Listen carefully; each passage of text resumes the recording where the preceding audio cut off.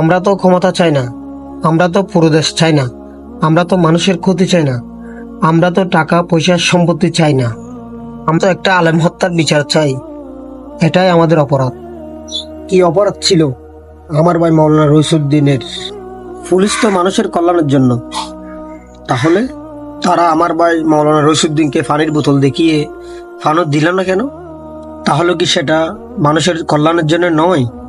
সব মেনে নিলাম, দেশের প্রধান উপদেষ্টা একজন নোবেল জয়ী, উনি কি দেশের অবস্থা মাথায় রাখে না? শহীদ আবু সাইদ ও মুগ্ধ এই জন্য কি জীবন দিয়েছিল? গতকাল অনেকেই অনেক জায়গায় হামলা এবং গ্রেপ্তার হয়েছিল, এদের অপরাধটা কি?